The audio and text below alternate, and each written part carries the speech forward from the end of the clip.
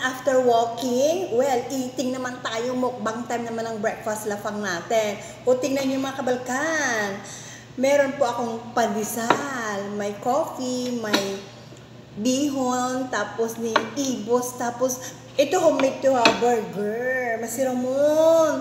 Diyos ko Lord, magmukbang na naman. Pero thank you Lord kasi may mga pagkain po.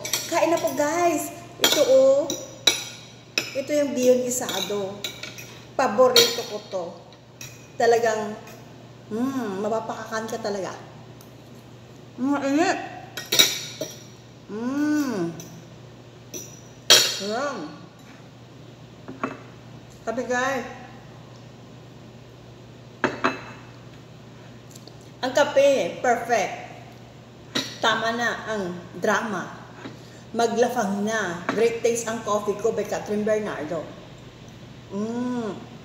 Itong pandesal guys, ang sarap ito, kakaiba nito, promise. Alam mo kung saan to, Universal Bakery to.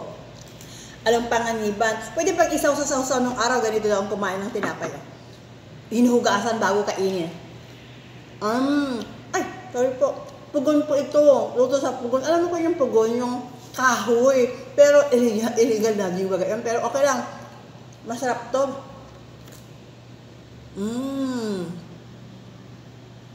Wait lang guys.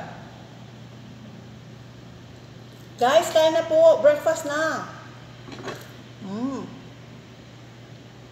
Ang harap. Ang harap. Kakaiba. Ito na po yung ibos. Paano to? Heavy breakfast po kaya ako. Na-excite akong kakain ng ibos. Ito guys, oh. Mukbang. Ano po? Puro malagkit. Ang sarap pa lang mag-mukbang pagkatapos mag-walking early in the morning. My God! Ubusin ko to guys. Ang sarap talaga.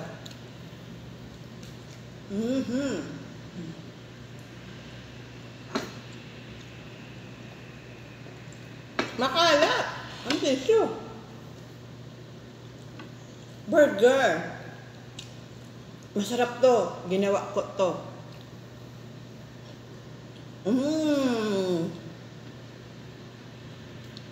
Siguro dyan nyo lang guys, yung tinapay from Marby para malambot. Ang texture ng tinapay kakaiba. Masarap talaga. Parang gardin niya. Bye guys! Hope you come and join me Sunday. Have a pleasant day po. Bye bye po.